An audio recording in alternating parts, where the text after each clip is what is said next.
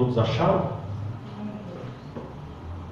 Diz assim: tendo Jesus entrado em Cafarnaum,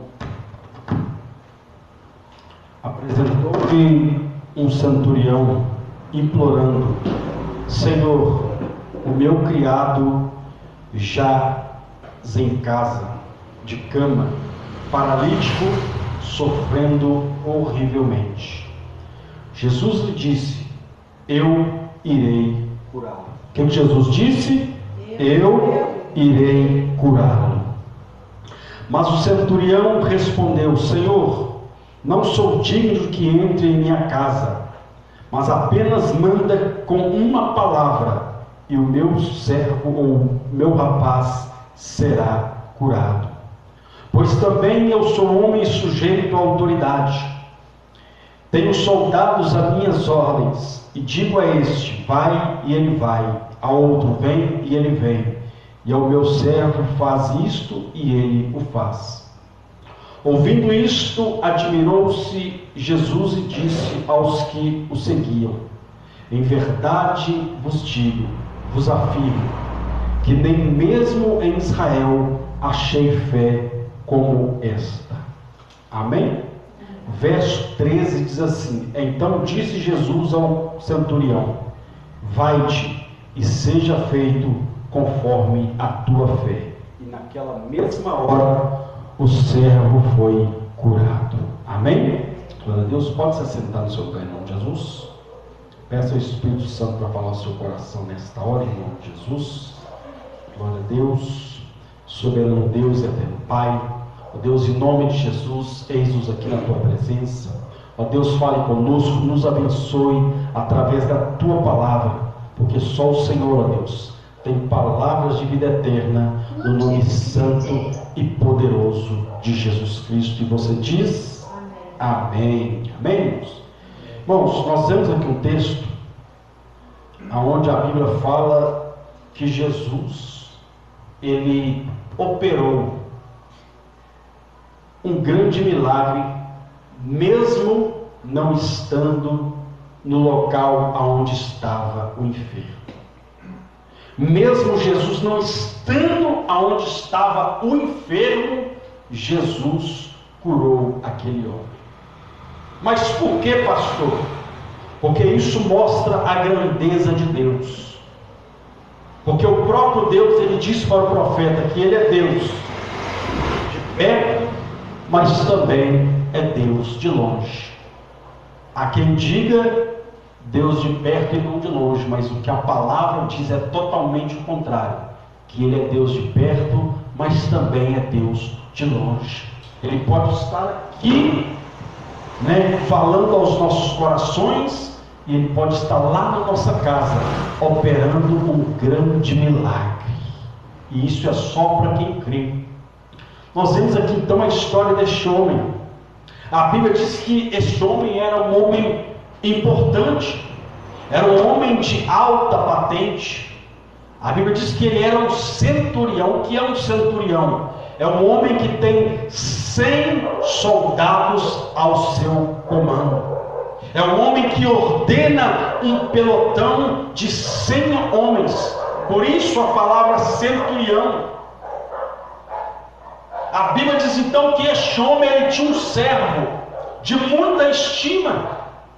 Um servo a quem ele, enfim, ele via que aquele servo o servia com amor, o servia com prazer, era um servo prudente, era um servo fiel. E a Bíblia diz então que um dia esse servo veio adoecer. Um dia esse servo veio a estar ali acamado.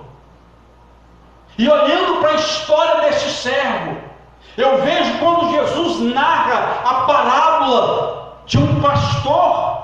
Ele fala que um pastor tinha 100 ovelhas, mas uma se perdeu, e ele foi atrás dela para buscar e resgatar ela. Assim eu vejo a história deste homem. Ele tinha 100 soldados, Mas um dia que uma adoeceu, aquilo trouxe um peso no seu coração, aquilo trouxe dor ao seu coração, aquilo trouxe preocupação ao seu coração. E a Bíblia diz então que ele foi até Jesus. Ele foi até Jesus e ele pôde contemplar o milagre se tornar real dentro do seu comando, dentro, ali do seu quartel. Não sei se era no quartel ou se ele estava na sua casa, não sei. Eu só sei é que o milagre de Deus foi liberado. E assim não é diferente nos nossos dias, assim não é diferente nos dias de hoje, porque a Bíblia diz que esse mesmo Jesus é o mesmo ontem, é o mesmo hoje e será eternamente. Amém, Jesus.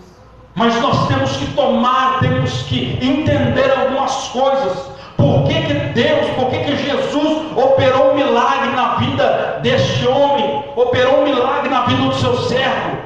Primeiro, a Bíblia diz que aquele homem, ele era um centurião, era um homem que tinha autoridade, era um homem que se despiu do seu cargo, da sua posição, e ele se humilhou na presença de Jesus. Ele esqueceu que ele era um centurião, ele esqueceu que ele era um homem de alta patente, e ele foi até o Senhor. Ele reconheceu que, independente do título que ele tinha, ele sabia que ele dependia de Jesus para ver o milagre acontecer na sua vida. Tem pessoas que acham, por causa do cargo dela, da posição dela, que Deus é obrigado a fazer algo na vida dela. Muito pelo contrário, aquele homem reconheceu: o meu título não vale nada na hora do impossível, o meu título não vale nada na hora que a enfermidade chegou, o meu título não adianta de nada quando a situação aperta. Até um certo ponto eu posso comandar, eu posso ter as rédeas da situação, mas chegou num ponto que o meu título não vale nada. Chegou num ponto que a minha patente não tem serventia, a minha patente não pode fazer o milagre, mas eu sei alguém que pode todas as coisas, e eu vou atrás dele. O nome dele é Jesus. A Bíblia diz que houve uma mulher na Bíblia que ela ficou 12 anos sofrendo com uma hemorragia. Ela gastou tudo que ela tinha, todos os seus bens, ou seja, era uma mulher que tinha posses, mas ela reconheceu que mesmo ela tendo posses, ela ia no médico e nada resolvia, ia no outro e nada resolvia. Ela chegou à conclusão: o que eu tenho não adiantou para nada, mas o que ele tem pode mudar a minha história. O poder que há nele pode mudar a minha história. Aí a Bíblia diz que quando ela ouviu falar de Jesus, ela foi até Jesus. E esse centurião não foi diferente. Ele ouviu falar das curas, das maravilhas de Jesus, e ele foi atrás de Jesus. Tem muitas pessoas que, por causa da sua posição, tem muitas pessoas, por causa da sua situação, dizem: eu não preciso ir à igreja, eu não preciso ir atrás de Jesus, ele pode me curar, ele pode fazer um milagre na minha vida, mas eu não preciso ir lá, eu não preciso ir na igreja. Se o próprio Jesus, que era Jesus, ia na igreja, quanto mais nós. Se o próprio Jesus tinha prazer de estar na casa do Pai, quanto mais nós. Meu Deus. Jesus, mesmo sendo Filho de Deus, mesmo tendo todo o poder e autoridade, ainda assim ele estava na casa do Pai. Então foi isso que este homem fez. Ele se despiu dos seus títulos, Ele se despiu, e muitas vezes pessoas não estão precisando se despir do seu título. Muitas vezes estão precisando se despir do seu orgulho, da sua prepotência, do seu achismo, e tem que se prostrar diante daquele que pode todas as coisas. Aleluia. Não houve um homem, não houve uma mulher que se prostrou diante de Jesus e não alcançou a resposta para o seu milagre.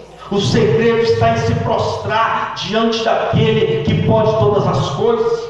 Tem pessoas que estão se prostrando diante da situação, estão se prostrando diante, de uma dificuldade, enquanto há um Deus que não conhece a palavra impossível. Aleluia. Mas nós temos que nos despir, temos que deixar algo para trás, como foi aquele cego Bartimeu. Ele deixou a sua capa para trás e foi até onde estava a resposta dele. Se ele continuasse com aquela capa, ele seria sempre taxado como um cego mendigo. Mas ele largou aquela capa, e quando ele chegou diante de Jesus, ele se prostrou, ele clamou ao Senhor, e a pergunta de Jesus foi só uma: o que queres que eu te faça? E foi isso que Jesus fez. Quando aquele homem se prostrou, quando aquele homem se humilhou, quando aquele homem esqueceu o seu título e colocou a sua situação diante de Jesus, a palavra de Jesus foi só uma: eu irei curá-lo. O que Jesus disse? Eu irei curá-lo. Ou seja, quando você se prostra, quando você entende a soberania de Jesus, a palavra dele para você é uma: eu vou mudar a sua história, eu vou operar um milagre na sua vida, eu vou fazer algo, porque você entendeu que só eu posso operar o milagre na sua vida. Aleluia. Só Ele, só Jesus pode operar. Só Jesus, a Bíblia diz que no nome de Jesus foi dado todo o poder e toda a autoridade, em cima no céu e embaixo na terra. E a Bíblia diz que todo joelho se dobrará e toda língua confessará que só Jesus Cristo é o Senhor. Aleluia. Só Ele. E este homem chegou até ele e se referiu: Senhor. Porque muitas das vezes, quando chega uma autoridade, a autoridade ela quer reverência, ela quer continência, ela quer que as pessoas respeitem a sua farda. Mas esse homem olhou para Jesus e se viu pequeno diante de Jesus. Se viu um ser humano diante de Jesus, um homem necessitado de um milagre para a vida do seu serviçal, do seu soldado. Aí a Bíblia diz então que Jesus falou para ele: eu irei curá-lo. Aí a Bíblia diz então que aquele homem disse: Senhor, eu não sou digno de que o Senhor entre na minha casa. Eu não sou digno que o Senhor entre dentro da minha casa. Basta apenas o Senhor liberar uma palavra e o meu servo será curado. Senhor, basta apenas uma palavra, não precisa nem o Senhor entrar lá, porque eu não sou digno do que o Senhor entre na minha casa.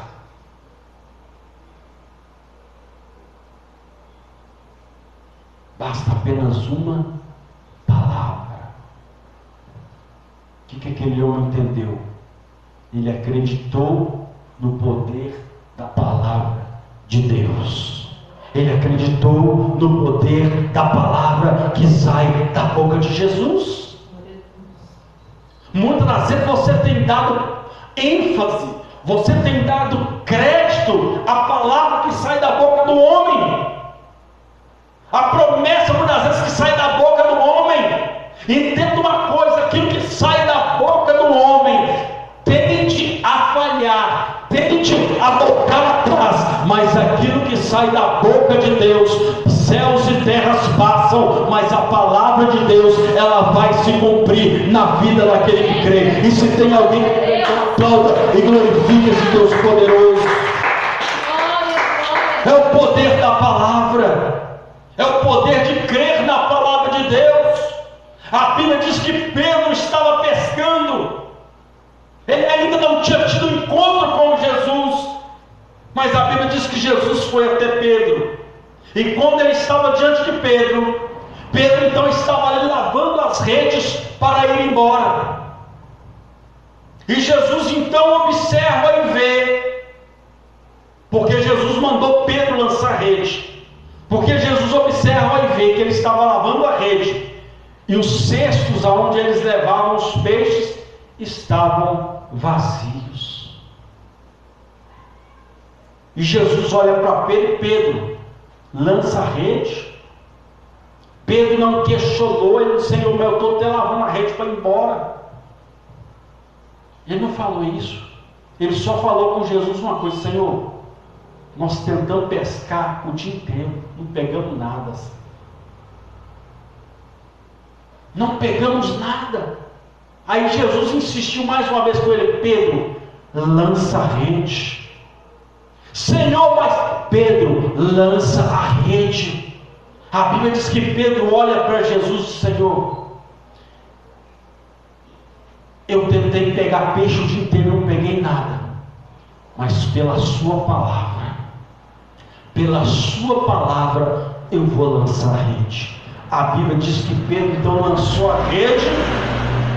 De repente, meu irmão, minha irmã, a Bíblia diz que Pedro começou a gritar. Pedro começou a gritar: gente, vem me ajudar, porque tem tanto peixe na rede que eu não estou conseguindo nem puxar a rede, de tanto peixe que tem aqui.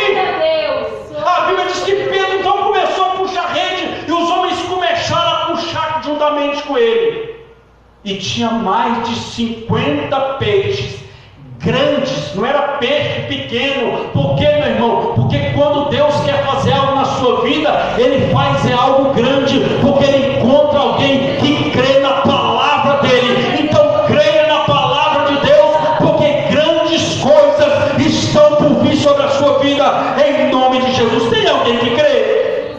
Aleluia! Apenas creia na palavra. O que Jesus disse? As palavras que eu vos disse são espírito e vida. A palavra de Jesus é viva. A palavra dele é viva. Você não pode olhar para a Bíblia como um simples livro de que se lê, que se aprende uma história. Não! Tem que ir além disso. Eu estou lendo, mas eu creio no que está aqui, e eu creio que os milagres que aconteceram aqui, Deus pode fazer na minha vida. Eu creio nessa palavra. Se você olhar a Bíblia, meu irmão, você vai ver Deus sempre falando ao homem para se achegar à sua palavra. Você vai ver o próprio Jesus dizendo: Senhor, santifica-os na tua verdade, pois a tua palavra é a verdade. Essa palavra é a verdade, meu. Haja quem não creia, mas crendo ou não, essa palavra tem poder. E isso aqui é para quem crê.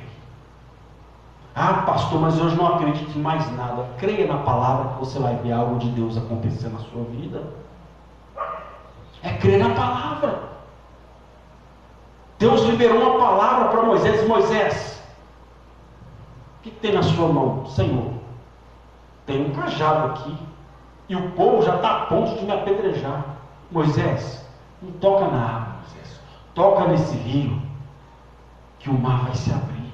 Moisés então acreditou na palavra de Deus, e quando ele toca no mar com aquele cajado, a Bíblia diz que o mar se abriu e o povo passou em terra seca. Foi Deus sempre liberando uma palavra de bênção na vida do homem, e o homem crendo e tomando posse, E isso não é diferente no dia de hoje. O problema é que as pessoas estão dando crédito a tantas coisas, estão desprezando a palavra de Deus. O próprio Deus diz: vai chegar um momento que eu, o Senhor, vou enviar fome sobre a terra, vou enviar sede, mas não é fome e nem sede, não é fome de pão e nem sede de água, é fome e sede da minha palavra. E muitos vão procurar e não vão achar. Ou seja, não despreze o que Deus tem liberado sobre a sua vida hoje, porque isso será um depósito de milagre para a sua vida amanhã, em nome de Jesus. Se você crê, então aplauda e glorifique esse Deus poderoso. Aí a Bíblia diz então que aquele homem olha para Jesus e diz: Senhor, eu não sou digno de gente em minha casa. Manda uma palavra apenas, diga apenas uma palavra e o meu servo será curado. A Bíblia diz então que aquele homem continuou falando: Jesus, eu também tenho autoridade. Eu tenho soldados que obedecem às minhas ordens. Eu digo esse vai e ele vai.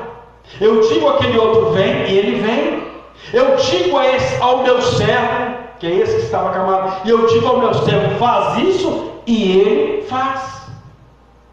Mas e agora? Como é que eu vou pedir para fazer alguma coisa?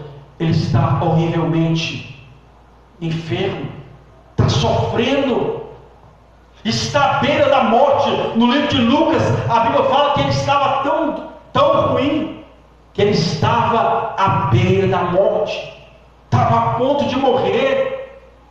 Não era uma simples enfermidade, ele estava à beira da morte. Mas quando o autor da vida entra na história, a morte tem que bater em retirada. Quando Jesus entra na sua história, quando você está diante de Jesus, aquilo que está morto não pode permanecer morto, porque o autor da vida está presente. Então entenda uma coisa: quando você está diante de Jesus, Ele mesmo disse: ainda que seja morto, se creres em mim, vai ressuscitar. Vai ressuscitar. Aquele homem então disse: olha, eu também tenho autoridade. Só que aquele homem reconheceu: a minha autoridade é só aqui na terra, mas a do Senhor é aqui e no céu. Aleluia. Eu tenho exércitos que me obedecem aqui na terra. O Senhor tem ordem para que o exército da terra e o exército do céu te obedeçam. Aleluia, Deus. A minha autoridade é limitada, mas a do Senhor não tem limite. O Senhor faz lá e acontece. O Senhor libera uma palavra e o milagre acontece. Aleluia. Ou seja, nós temos que entender que a autoridade de Deus está acima da autoridade humana. Pastor, mas aquele médico é um ótimo médico. Ele é um ótimo médico, mas quem opera a cura é Jesus. Eita glória, aleluia. Pastor, esse remédio aqui é tiro e queda. O remédio é tiro e queda, porque Deus opera a cura através do remédio. Basta você crer. Amém. Mas se você crer além, nem vai precisar tomar o remédio, porque Jesus vai te curar completamente. A Bíblia diz então que aquele homem do Senhor: a minha autoridade não passa do céu, mas a sua ultrapassa o céu, a sua ultrapassa o limite da terra. Então você tem que reconhecer a autoridade do seu Deus, meu irmão. A autoridade de Jesus é maior do que aquilo que tem te atormentado, o problema que tem te afligido, o problema que tem te colocado diante da parede. A autoridade de Jesus é maior que isso. A Bíblia diz claramente que maior é o que está em nós do que aquele que vem contra nós. A autoridade dele é maior. que um dia tentaram calar o apóstolo Pedro. Sabe o que Pedro falou? Mais importa obedecer à autoridade de Deus do que a autoridade do homem. Mas por que Pedro falou isso? Porque estavam querendo impedir ele de falar de Jesus. Aquilo lá era perseguição. Hoje a pessoa passa por um probleminha, fala mal dela, estão me perseguindo. Perseguição de verdade é quando estão querendo arrancar a sua cabeça. Perseguição de verdade é quando estão querendo te colocar dentro da cova dos leões. Perseguição de verdade é quando acende uma fornalha e diz: olha, eu vou te queimar, você vai virar churrasco hoje. Isso é que é perseguição. Perseguição é o que acontece lá fora, em países onde o evangelho tem sido pregado. Mas muitas pessoas têm sido perseguidas, perdendo até a sua vida por causa do evangelho. Foi o que Jesus disse: aquele que perder a sua vida por amor a mim e ao evangelho, esse vai salvar a sua vida. Esse vai salvar a sua vida. Então isso aqui é perseguição. Às vezes a pessoa tem uma tribo aqui, uma tribo ali, estão me perseguindo, estão querendo lançar por terra, meu irmão. Aquele que está com você, ele é poderoso. Aquele que está com você, ele é poderoso, mas nada e ninguém vai impedir o projeto que Deus criou para a sua vida. Amém. Não vai, meu irmão. Quem escreveu a minha e sua história, quem começou a escrever a minha e sua história é Deus. E aquilo que Deus escreveu, o homem, o inferno não pode apagar. Não pode. Mas você não pode se acovardar. Você tem que entender que a autoridade de Jesus está acima de todas as coisas. Ele tem autoridade para pôr enfermidade para correr. Ele tem autoridade para lançar, enfim, as calúnias, as afrontas por terra. Ele tem autoridade. Ele tem autoridade sobre todo o principado e sobre toda a potestade que se levanta contra a vida da igreja e contra a sua vida.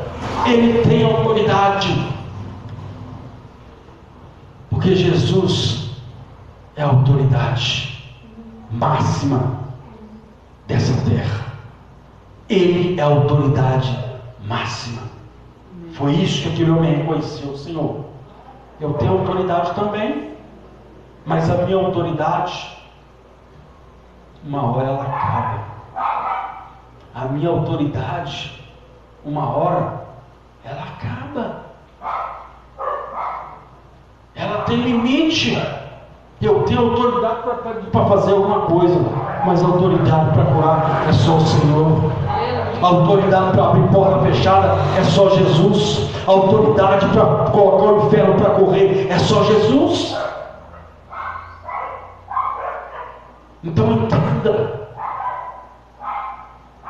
e respeite a autoridade de Deus.